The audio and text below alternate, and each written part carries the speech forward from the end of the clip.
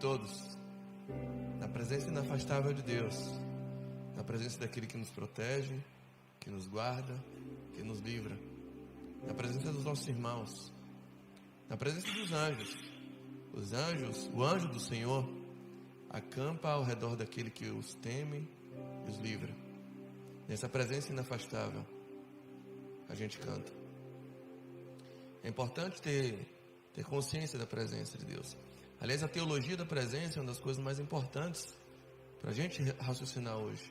É quando você tem noção da presença dos anjos, da presença de Deus, da presença do Espírito Santo, que habita no corpo, que habita no meio dos louvores. A gente não tem mais que ficar com aquela preocupação. Botei o pé aqui, estou fora da presença. Botei aqui, estou dentro da presença. Fiz uma oração, entrei na presença. Falei um palavrão, saí da presença. Fiz uma coisa certa, entrei na presença. Fiz uma coisa errada, saí da presença. Quando a gente tem noção da teologia da presença, uma presença inafastável, que o Salmo 139 vai dizer que se você for lá no mais alto céu, mergulhar na profundeza do mar, fizer um abismo a sua cama, até ali está a presença. Quando você tem essa noção, você não fica mais com aqueles medos de, olha, não vou entrar em tal lugar, porque lá Deus não vai. Antigamente eu fui ensinado assim: crente não pode ir no cinema, porque o anjo não vai, fica na porta. E às vezes os jovens pensam assim: se eu acessar tal site, a presença vai embora. Pois eu digo o contrário. Quando você acessa esse site, a presença está ali com você, dizendo: e aí, é isso que a gente vai assistir agora? É esse site mesmo, brother? A presença está ali com você. Na presença dos anjos, na presença dos nossos irmãos, na presença da nossa família, na presença de Deus, estamos aqui para cantar louvores. Minha mãe me ensinou e às vezes eu esqueço. Muito boa noite a todos vocês. Que a graça, a paz e a presença seja com todos nós e com você que nos assiste. Nós vamos orar agradecendo a Deus pelas ofertas, pela oportunidade que o Pai nos dá de fazer parte de uma obra que é dele, o privilégio que temos de contribuir na presença de Deus. Pai, te agradecemos, bendizemos o teu nome, pela tua presença inafastável, pela tua companhia doce, meiga, suave, condutora, pedagógica. Senhor, nós te louvamos porque o Senhor tem sustentado o teu povo. O Senhor tem aberto, alargado e aumentado a nossa sementeira. Obrigado por isso. Obrigado, Senhor, pelos recursos que foram depositados no teu altar. Pelo reconhecimento de que tudo que nós temos, na verdade, veio de ti. É teu. Estava na nossa mão por empréstimo. E como mordomos, estamos agora devolvendo ao verdadeiro dono. Que isso sirva para custear a tua obra aqui nesse lugar. E nós te pedimos também, Senhor, que agora a tua palavra seja ministrada não por mim, mas pelo teu Espírito Santo, que está presente aqui. Que ela ache lugar nos corações, que ela pouse nas almas e nas mentes. E que hoje seja um dia de confronto, mas também de conforto. Que a tua palavra venha rasgar os corações, mas que também venha curar os corações rasgados. Que o Senhor possa nos quebrar, nos esmigalhar se quiser, mas que o Senhor não termine o culto assim. Antes de terminar esse culto, que o Senhor também nos refaça, como o oleiro pode fazer com o vaso. Essa é a nossa oração, no nome do Senhor Jesus. Amém e amém. Meu querido, minha querida, por favor, abra comigo a sua Bíblia no Evangelho relatado por Mateus, no capítulo 14. Evangelho escrito por Mateus. Nosso querido São Mateus escreve o seu Evangelho no capítulo 14, no verso 22, eu queria ler com vocês.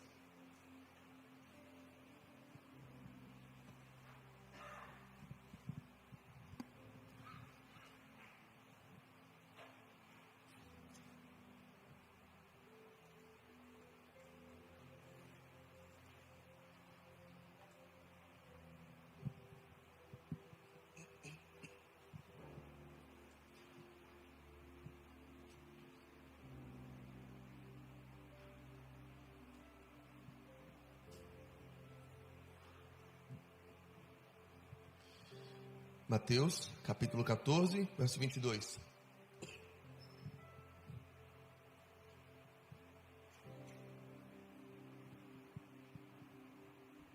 Diz assim: logo em seguida, Jesus insistiu com os discípulos para que entrassem no barco e fossem adiante dele para o outro lado, enquanto ele despedia a multidão. Tendo despedido a multidão, subiu sozinho ao monte para orar. Ao anoitecer, ele estava ali sozinho. Mas o barco já estava a considerável distância, a distância da terra, e foi chegado pelas ondas, pelo que veio um vento que soprava contra ele. Alta madrugada, Jesus dirigiu-se a eles, andando sobre o mar. Quando o viram andando sobre o mar, ficaram aterrorizados e disseram: é um fantasma. E gritaram de medo. Mas Jesus imediatamente lhes disse: coragem, sou eu, não tenham medo. Senhor, disse Pedro, se és tu, manda-me ir ao teu encontro por sobre as águas.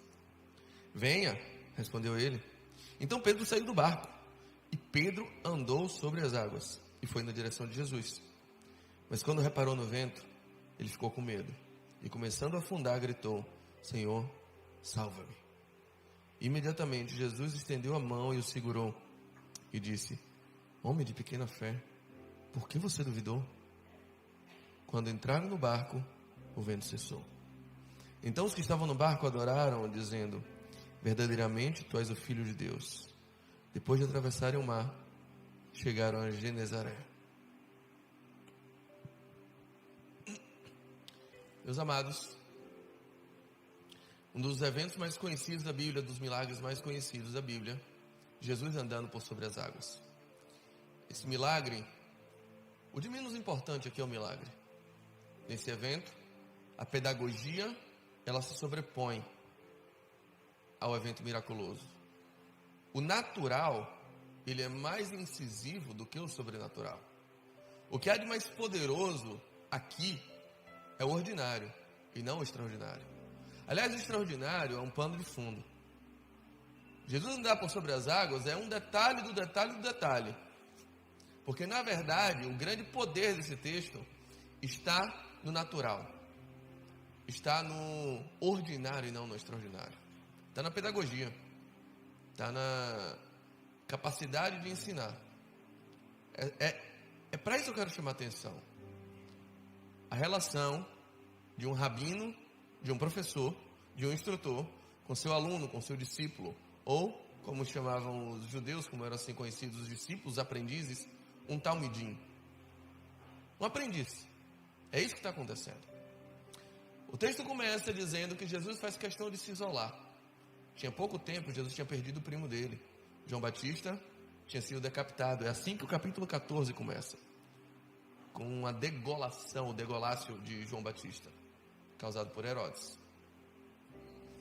Jesus triste, Jesus já tinha primeiro se retirado para orar, volta para multiplicar pão, sai de novo para orar.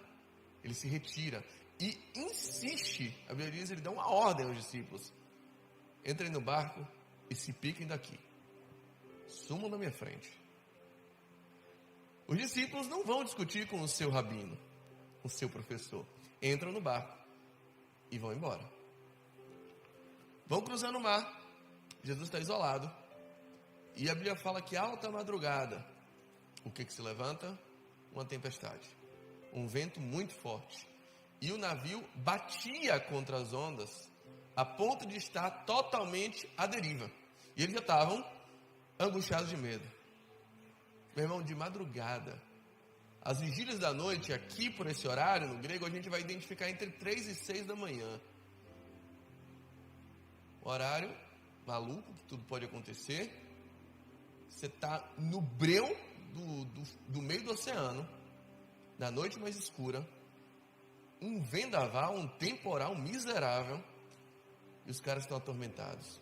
A primeira reflexão que eu trago para você é que muitas vezes a grande maioria de nós já sentiu que recebeu uma ordem de Jesus. Você já sentiu Jesus te direcionando para algum lugar? Jesus colocando no seu coração um negócio, uma empresa, um empreendimento, uma vocação. E a gente às vezes tem a ideia, uma ideia muito clara dentro de nós, que quando nós estamos obedecendo a voz de Deus, se Jesus ordenou, se você entendeu que Jesus mandou você fazer alguma coisa, obviamente, tudo vai dar certo. A gente absorve essa ideia. Se eu desobedeço a Jesus, eu tenho uma tempestade. Mas se eu obedeço a Jesus, eu ganho um arco-íris. Aquele joguinho da vida. Mas aqui, eu estou vendo gente que obedeceu a voz de Jesus. Jesus disse, vai, beleza, vou. Jesus insistiu para que eles fossem. Imagina eles no meio da cena, dizendo, rapaz, eu sabia, eu não queria vir. Por que Jesus insistiu, velho? Que chatice. Eu obedeci a ele e agora estou aqui pagando pato. E a nossa lógica não bate com isso, porque a gente está o tempo todo jogando aquele joguinho do mérito, aquele joguinho do se isso, aquilo. Ontem, um amigo me perguntou, me ligou e falou assim, vem cá, o meu pecado repercute nas pessoas que estão do meu lado? Eu, rapaz, que pergunta complexa. Que na verdade, na cabeça dele, ele acha que a cada vez que ele peca, cada site inapropriado que ele acessa, cada erro que ele comete, é uma possibilidade a mais de a mãe dele bater o carro. É um joguinho do azar, que ele amarra ali, ele amarra um gato preto perto da mãe, e a mãe dele agora está com azar, e vai pagar pelo pecado dele. E toda vez que ele erra, o azar está no ar, mas toda vez que ele acerta, a sorte lhe acompanha. O nome disso se chama teologia da prosperidade. Deus abençoa o fiel, Deus pune o infiel. Se você não está prosperando, se você não está com as coisas dando certo, algum pecado tu está escondendo. Essa é a lógica que a gente o tempo todo aplica na vida da gente, mesmo sem perceber. Quantas vezes você já deixou de participar da ceia do Senhor porque você era indigno e você tinha cometido um pecado? Eu não posso comer. As coisas vão dar errado. Quantas vezes você achou que o pneu do seu carro furou porque você não orou antes de sair de casa?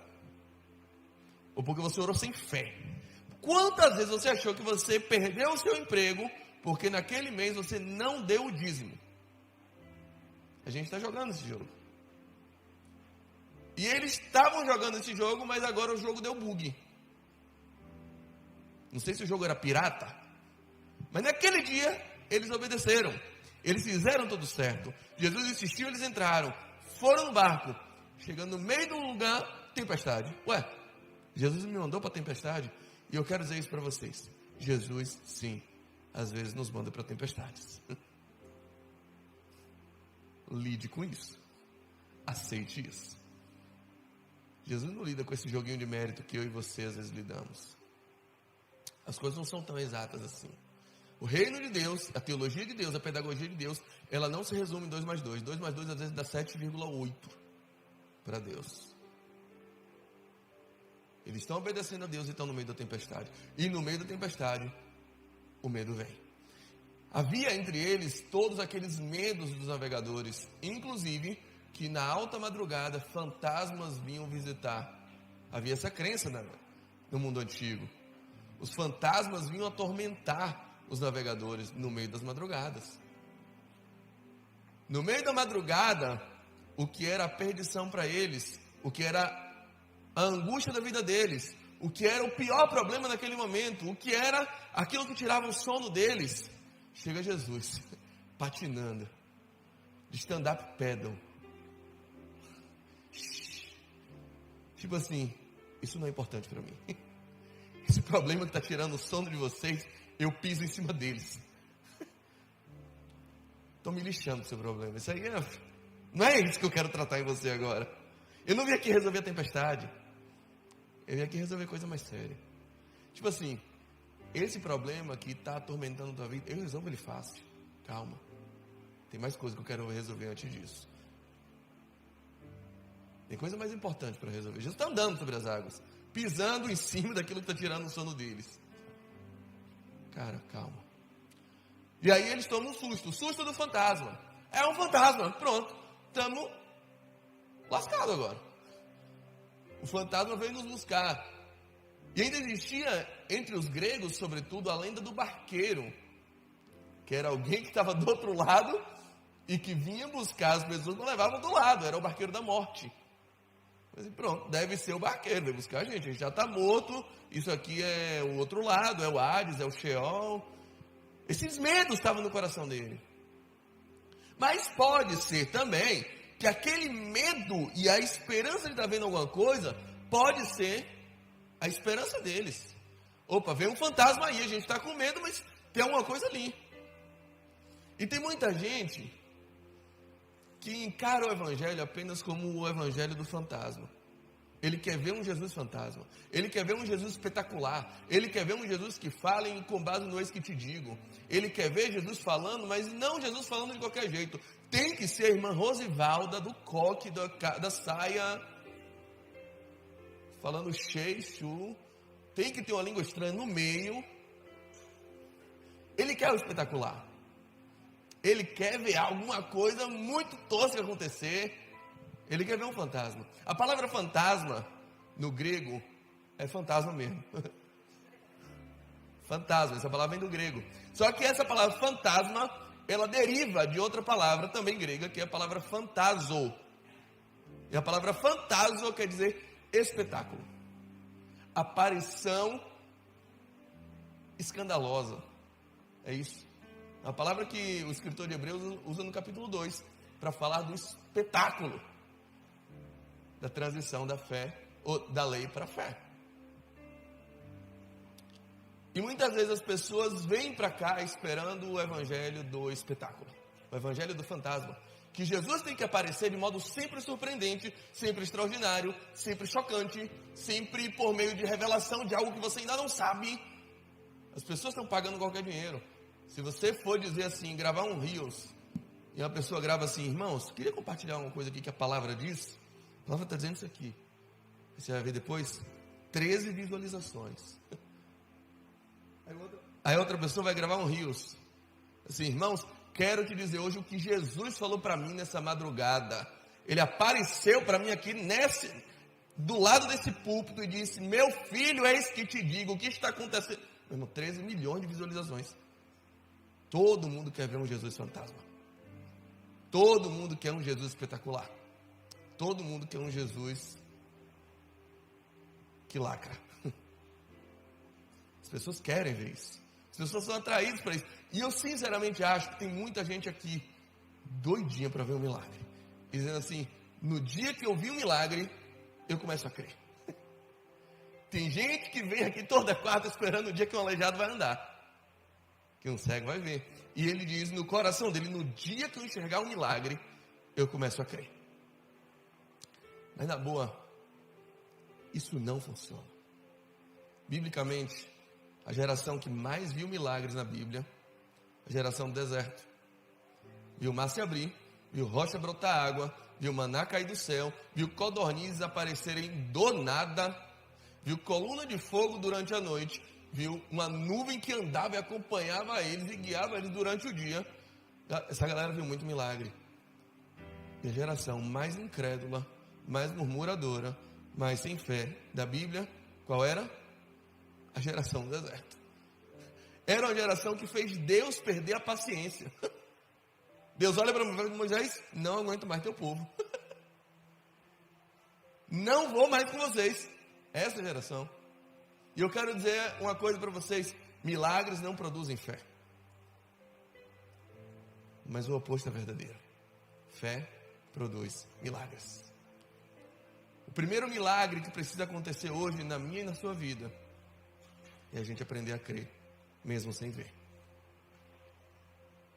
É parar de ser guiado pelo que vê e começar a ser guiado pelo que crê. Esse é o primeiro milagre que precisa acontecer. Jesus para e diz, ei, não tem fantasma nenhum, sou eu. É preciso a gente encontrar o conforto da palavra de Jesus fora do espetáculo, fora do milagre, fora do fantasma. Simplesmente ouvindo sou eu. Um sou eu no ordinário, no simples. Um sou eu de carne e osso. Um sou eu que às vezes vem na oração de uma criança, vem num louvor cantado, vem no gesto mais simples do seu dia. Em Emaús, ou a caminho de Emaús, Jesus se revela e aparece no partir do pão. Num pão com manteiga ele está se revelando. E você esperando ele num fantasma. Ele está aqui, ei, calma. Não tem fantasma. Sou eu. O amiguinho da vizinhança. Sou eu. O Jesus que vocês conhecem. Sou eu. Elias sobe ao Horebe e espera encontrar Deus. Num terremoto, num fogo, num vendaval. E a Bíblia diz, e Deus não estava no terremoto, e Deus não estava no fogo, e Deus não estava no vendaval, mas ele apareceu numa voz mansa e delicada, um cicio, uma brisa, ali estava. Jesus aparece e diz, sou eu. E aí Pedro se tranquiliza. Às vezes a gente lê a primeira vez assim, se és tu, eu também quero ir. Mas essa fala não pode ser interpretada como uma prova e como uma dúvida, não. É como uma constatação. Eu lembro muito do Kiko falando com Chaves. Se é assim, sim. Quando o Chaves dizia alguma coisa para ele, se é assim, sim. Pedro está dizendo da mesma forma. Se és tu, então eu quero ir também. Pedro está constatando que é Jesus. Ele não está perguntando se és tu. Não é uma fala de desconfiança. Essa mesma frase pode ser traduzida como já que és tu, eu também quero ir. Essa é a acepção melhor dessa frase que Pedro está dizendo. Ufa, ainda bem que és tu.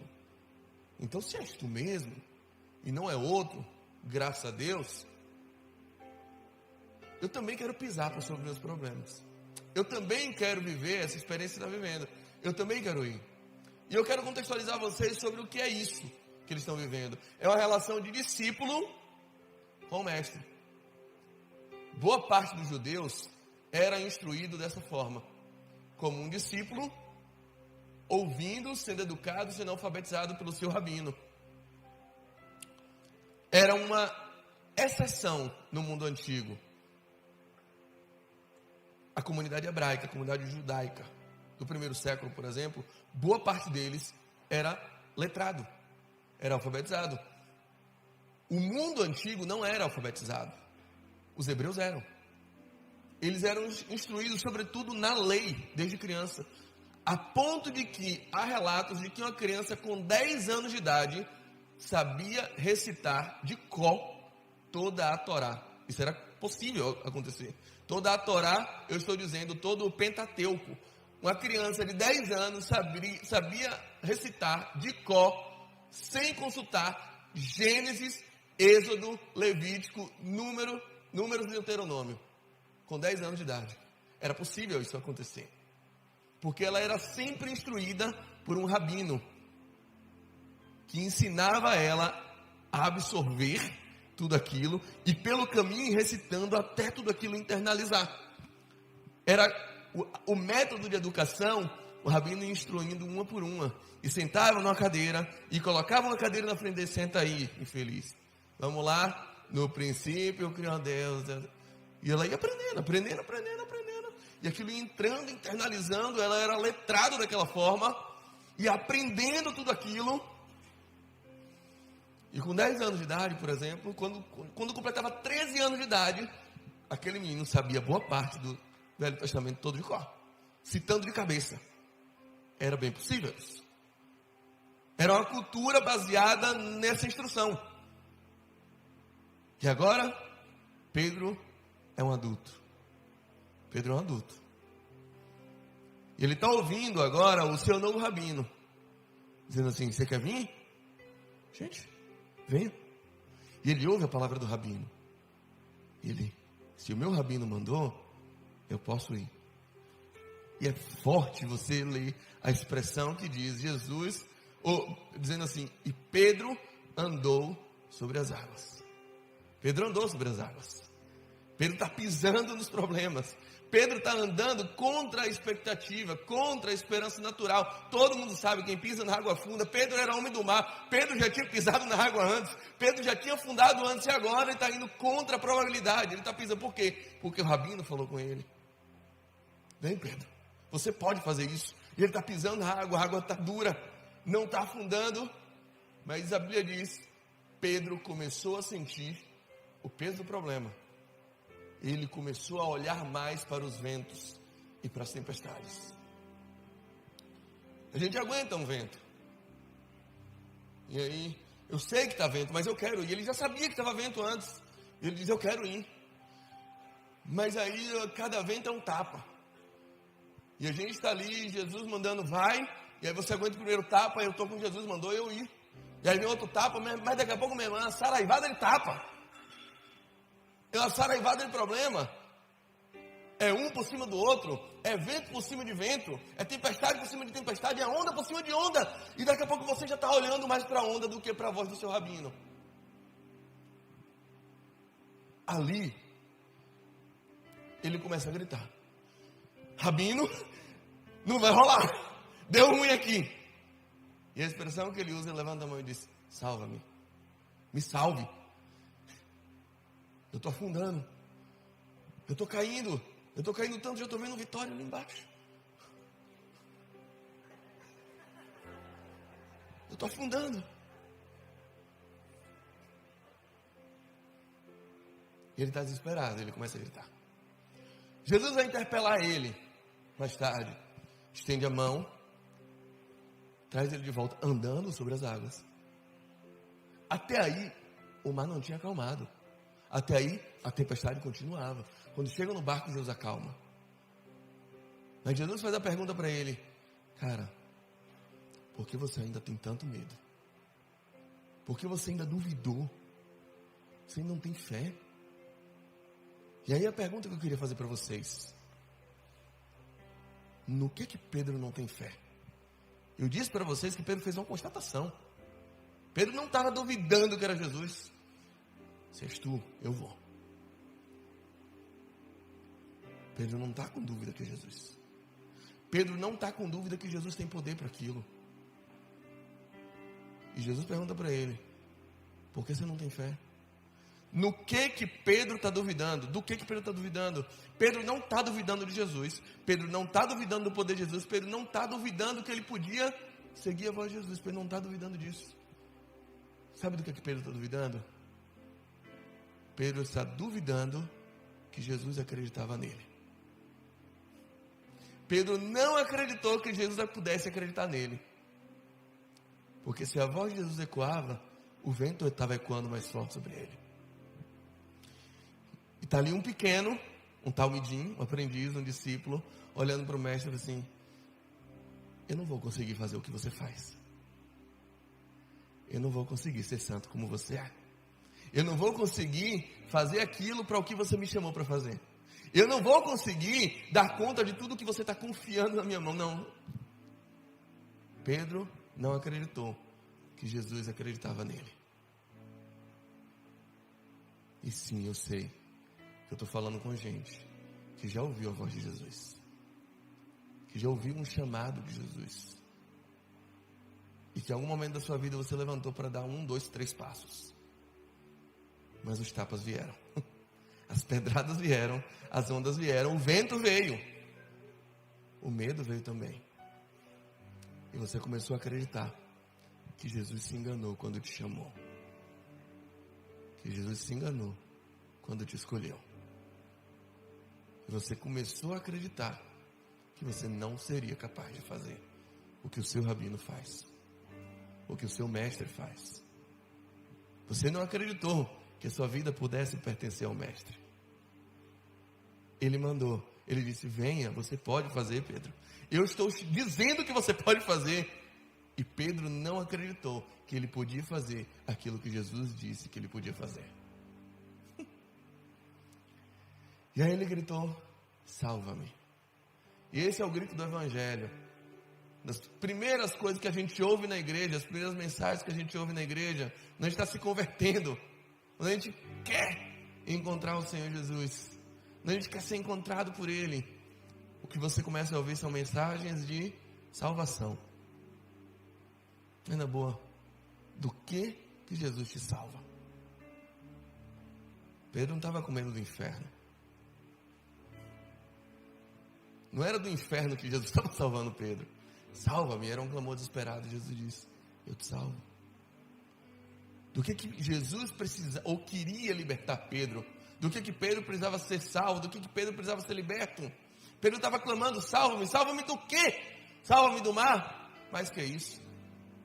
Salva-me do meu problema? Mais que isso. Salva-me do demônio? Mais que isso. Salva-me da tempestade? Mais que isso. A salvação é uma nova oportunidade. Quando a gente cresce, você cresceu imitando gente a sua vida toda. Vygotsky vai dizer, é um dos maiores ícones da pedagogia, ele vai dizer que quase tudo que aprendemos ao longo de uma vida, nós aprendemos por imitação. Não é por acaso que nós não conseguimos falar certos fonemas, porque nós crescemos sem ouvir esses fonemas. Um dos maiores desafios para quem vai aprender francês é daquelas linguinhas assim chata, e você vê o cara falando assim, tá meio fresco, não tá? O desafio de um gringo vindo aprender português, pede para ele falar o ão. Ele não fala. Au. Não, isso aqui é um cão. Sim, um cal. Ele não consegue falar, porque é um fonema que ele nunca ouviu. Não existe na língua dele. Então o aparelho fonador dele não consegue ter a amplitude necessária para falar aquele fonema. Ou seja, até o seu corpo é moldado em cima daquilo que você ouve. Você está imitando gente a vida toda. Você está imitando as pessoas que passaram por você. Você é a soma das pessoas que passaram por você. Os desejos que brotam no seu coração são desejos que foram impostos em você. Ou você nasceu desejando um iPhone. Quieta, tu nasceu, era máquina de escrever ainda. Nem celular existia. Hoje você está aí matando e morrendo por causa do iPhone. Quem te ensinou a gostar de iPhone? Você está imitando gente a vida toda. E sabe o que o Evangelho nos oferece? Aquilo que Nicodemos não conseguia entender. Nicodemos pergunta, o que eu preciso fazer para ser salvo? Jesus diz assim, necessário te é nascer de novo. A salvação é uma oportunidade de dar reset nesse game maldito que a gente está jogando, que é o jogo da imitação. A salvação é a oportunidade de você matar essa vida atual e começar uma nova. E aí Nicodemos pergunta, como eu já velho posso entrar na barriga da minha mãe? E ele está dizendo, você é um idiota, não é de fora para dentro, é de dentro para fora. A salvação é um novo nascimento, é a oportunidade de você abater, de você amortizar todas essas imitações que você tem feito até hoje, de você zerar seu game, de você apagar, de você retirar todos esses institutos de imitação que você adquiriu até hoje, de você sepultar o seu velho eu, parar de imitar todo mundo que imprimiu carências na sua vida, que imprimiu essas limitações cognitivas, essas limitações almáticas, de imprimir todos esses pecados que você carrega até hoje, todas essas angústias que estão no seu ser, e parar de imitar tanta gente que tem lhe prejudicado, parar de imitar tantas influências negativas que te levaram a ser esse ser que só afunda. O Evangelho é a oportunidade de você sepultar isso, nascer de novo e começar a olhar só para o seu rabino e imitar somente ele daqui por diante. Sabe do que Jesus te salva? Jesus te salva de você mesmo. Jesus te salva do seu velho eu. Jesus te salva do Simão e da oportunidade de nascer um Pedro. Jesus te salva daquele que imitava as suas primeiras referências. Eles eram o jogo. E ele diz assim, pronto, senta aqui na cadeira. E agora eu vou te ensinar. Olha só para mim. Foca só em mim agora. Ouça só a minha voz. O vento continuava, gente. O vento continuava. Mas eu estou dizendo para você, aprendiz, para você, meu talmidim, para você, minha criança, para você, Pedrinho, para você que agora está salvo por mim, foi resgatado por mim, para você que está nascendo de novo, pega na minha mão. Você pode andar sobre as águas. eu acredito que você pode. E a palavra mais chocante que eu posso te dar hoje é: Jesus acredita em você. Jesus acredita em você, porque é Ele que está te chamando. Isso é chocante. Pensa no exemplo de Jó. Como é que Jó começa? Com Deus provocando Satanás. Não é Satanás que vai provocar Deus, é Deus provocando Satanás. Apresentaram-se os filhos de Deus. Veio também Satanás. Ele apareceu lá. E Deus é quem puxa a conversa com ele. De onde você vem, infeliz? Estava rodeando a terra. Ah, entendi. Só uma coisa. Você viu meu servo Jó? Aí Satanás, eu não tinha reparado não, mas já que você falou. Já que você falou nele. Aí Deus diz assim: não tem ninguém como ele. Homem íntegro e reto, temente a Deus e que se desvia do mal. Tem ninguém igual a ele. E aí, Satanás começa a dizer algumas coisas. Ele começa a dizer o seguinte: óbvio que ele é assim. Você comprou ele, pô. Você suborna o cara. Claro que ele vai te amar. Por quê? Olha o que você deu a ele. Você deu a ele dinheiro. Você deu a ele família. Você deu a ele uma saúde perfeita. Pô, capaz, eu estou até repensando aqui se eu não ia te amar também. Gente, entenda uma coisa. O livro de Jó não é uma acusação a Jó. Não é Jó que está sendo acusado no livro. O livro de Jó é um júri. É um tribunal de júri. E o réu não é Jó. Sabe quem é o réu? Deus. Deus é o réu desse tribunal. Satanás está acusando Deus e não Jó. Satanás está dizendo o seguinte: ninguém ama a Deus se não for comprado com dinheiro, se não for comprado com família, se não for comprado com saúde. Ou seja, ninguém ama mais a Deus do que o dinheiro, ninguém ama mais a Deus do que a saúde, ninguém ama a Deus mais do que a família. E ele disse: se você tirar isso dele, ele vai pecar. Ele vai se voltar contra você. E aí vem a parte macabra. Deus diz assim: quer apostar? Quer apostar? Estou casando cenzinho, Jó. E ele não vai tomar cartão amarelo. E aí o diabo fazendo dobre aposta. Veja, sem perguntar, sem ligar, sem perguntar o preço dos honorários, sem mandar a procuração, Deus constitui Jó como seu advogado aqui na terra e diz assim: eu acredito em Jó. Deus diz: eu acredito em Jó e eu aposto nele. Jó passa a ser o advogado de Deus na terra. Tem um Deus que pode estar agora, na eternidade, apostando acerca da tua vida, dizendo: eu acredito que Ele pode fazer o que eu ensinei Ele a fazer. Eu acredito que Ele pode ser quem eu mandei Ele ser. Eu acredito que Ele vai ouvir minha voz e vai seguir os meus passos. Eu acredito que Ele vai seguir o exemplo do rabino que eu deixei lá na terra. Eu acredito. Deus pode hoje estar apostando na tua vida, te nomeando como advogado dele lá na sua firma onde você trabalha, te nomeando como o maior argumento em prol da bondade, do caráter e da soberania dele, para que alguém, quando resolva duvidar do caráter, do amor e do poder de Deus, olhe para a tua vida e diga: eu não tenho como duvidar. Ele testemunha de um Deus fiel e verdadeiro. Deus está apostando em você.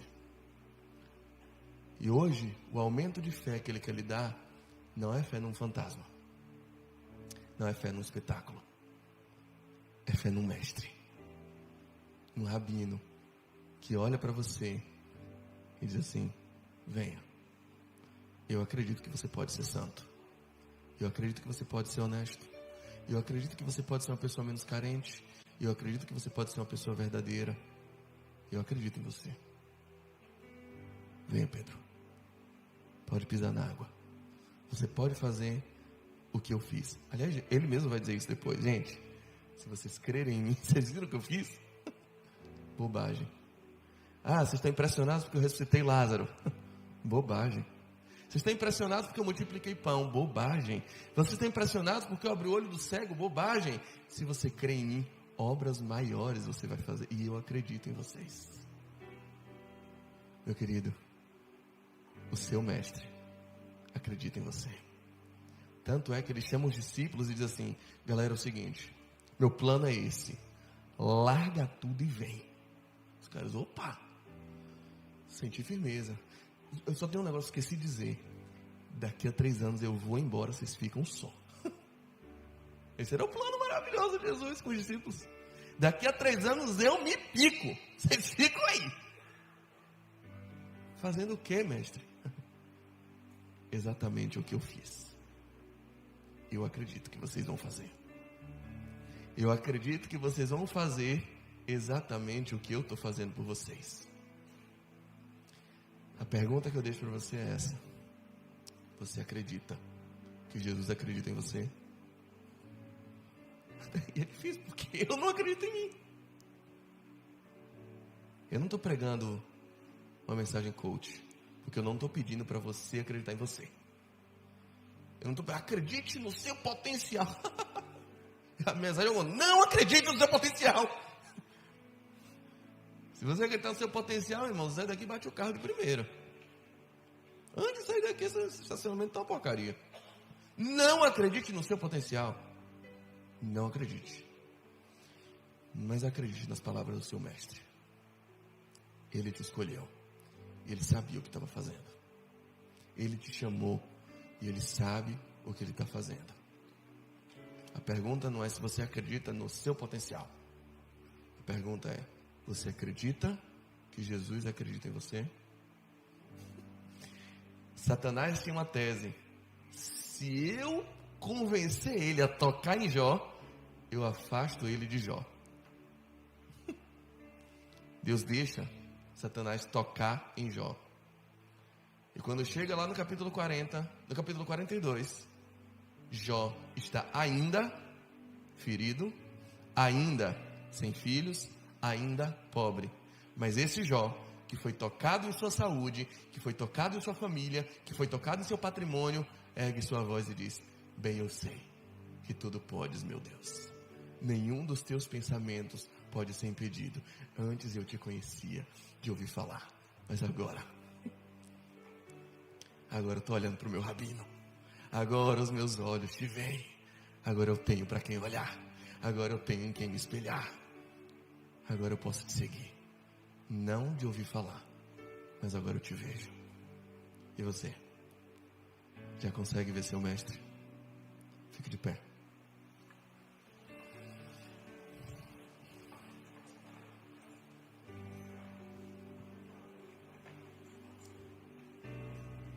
Para que tanto medo? Você consegue acreditar que a sua vida é do mestre? Você consegue acreditar que o seu mestre acredita em você? E mais, você consegue acreditar que o seu mestre acredita no trabalho que ele faz? Esse é um dos maiores portfólios que a gente vê hoje dos professores, vendendo curso de inglês, por exemplo, na internet. Ele diz assim: eu garanto que eu posso fazer você virar esse ano falando inglês. Ele acredita em quem? Em você? Ele acredita no trabalho dele. Ou seja, ele está falando isso para milhares de pessoas, milhões de pessoas. Ele não conhece cada um que está assistindo. Ele largou o negócio, mas ele acredita na obra que ele pode fazer. Ele acredita independente de quem você seja. Eu faço você falar inglês, infeliz. Pô, mas você não fala nem português, man. Eu falo problema. Problema é seu, mas em inglês você vai falar. Português eu não ensino não, mas em inglês tu vai falar até o final do ano. E é isso que ele consegue vender. E aí ele mostra as provas sociais. O gatilho da prova social. Quem trabalha com marketing digital sabe o que é isso. Ele pega o gatilho da prova social, bota um monte de testemunho. Eu não falava nada, ele não sabia nem cantar Happy Birthday, ele não sabia falar nada. E o baiano é assim, o baiano fala inglês sem saber que fala inglês. Você pergunta, baiano, como é irmão em inglês? Ele, pô, brother, sei não. E homem em inglês? Pô, man, também sei não, man. Ele vai dizendo, eu não sei quem você é, mas eu acredito na obra que eu posso fazer. E o seu rabino está dizendo isso. Independente do que você fez, independente do seu pecado, independente da sua história, independente dos seus traumas, independente de quão baixo você caiu, independente de quão longe você foi, independente da sua cor de pele, independente da sua religiosidade, independente da sua religião, independente da sua opção, da sua orientação sexual, independente da sua sexualidade, independente de quem você foi, independente de quem você é, eu acredito na obra que eu posso fazer na tua vida. E você? Você acredita que Jesus acredita em você? Feche seus olhos e ouça a voz do seu rabino lhe chamando. Vem. E se o bicho pegar, se você se sentir afundando, só grite, me salva. Só levanta a mão e grita, me salva. Me salva de mim. Liberta-me de mim. Liberta-me da minha natureza. E o seu mestre vai estar aqui, ouvindo sua voz, ouvindo seu grito, ouvindo seu clamor, estendendo a mão. E você vai voltar para o barco do mesmo jeito que ele mandou você sair, andando sobre as águas. Pedro, eu acredito que você pode. E eu estou te chamando para fazer exatamente o que eu faço. Salvação é isso. Salvação não é bilhete para o céu, gente. Salvação não é livramento do inferno. Salvação é uma nova identidade, é a oportunidade de você imitar o seu mestre. É uma nova natureza, é um novo coração, é uma nova pessoa para você imitar. É uma nova referência na tua vida. São passos novos que você pode seguir. Não rumo ao abismo, não rumo à profundeza do mar, mas andando pela superfície, sem medo de fantasma, sem vontade de espetáculo, mas vivendo ordinariamente, dia após dia, um dia depois do outro, imitando seu mestre, como um talmidim, como um discípulo imita o seu professor, o seu mestre. Porque ainda há tanto medo. Você não tem fé? Se ele falou, pode ir, e ele vai expulsar o medo de você.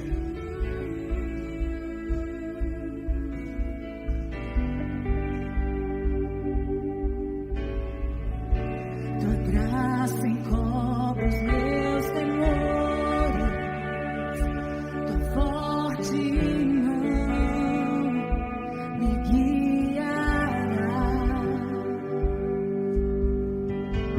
Se estou cercado pelo medo, tu és fiel, nunca vais falhar.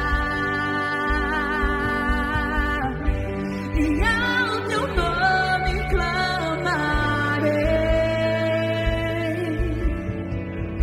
e além das ondas olharei. Se o mar crescer, somente em ti descansarei, pois eu sou teu e tu és meu.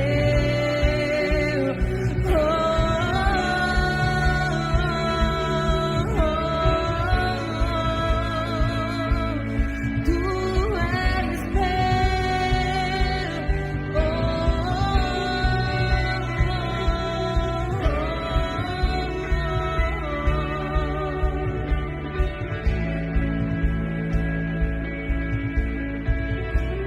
guia-me para que em tudo em ti confie, sobre as águas eu caminhe, por onde quer que chames.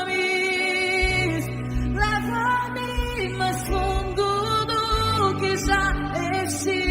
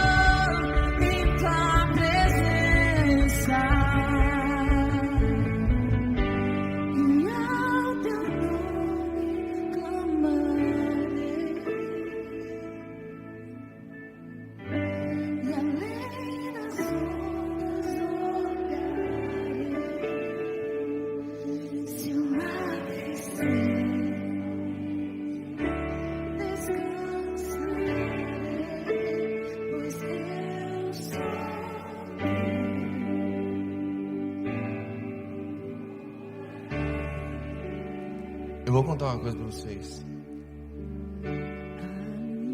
Não era isso que eu ia pregar hoje.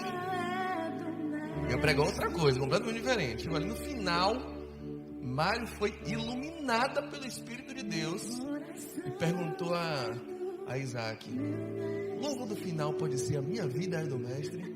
Aí eu peguei, sei lá, eu nem disse que eu ia pregar ainda. Mas na hora que ela falou isso, eu, rapaz, escolhi a mensagem agora. Vai ser essa. E no final, ela trocou o louvor, porque ela não acreditou que Jesus usou ela. Esse louvor. Essa é a declaração de um discípulo. E o tal me diz: eu vou porque eu não estou confiando em mim. Eu não estou confiando no meu potencial. Eu não estou confiando no meu poder. Eu não confio no meu talento. Eu confio que a minha vida é do meu mestre. Eu sou um discípulo. Eu sou um vaso. Eu sou um instrumento. Mas quem manda é o mestre. Quem decide é o mestre. Pode entregar, é do mestre. É ele quem manda. E se ele mandou, você vai. Você vai pisar nas águas, você vai andar sobre elas. Pra longe eu naveguei, não vejo mais o cais. Só Deus e eu agora, e a minha vida é toda tua, Deus. A minha vida é do mestre.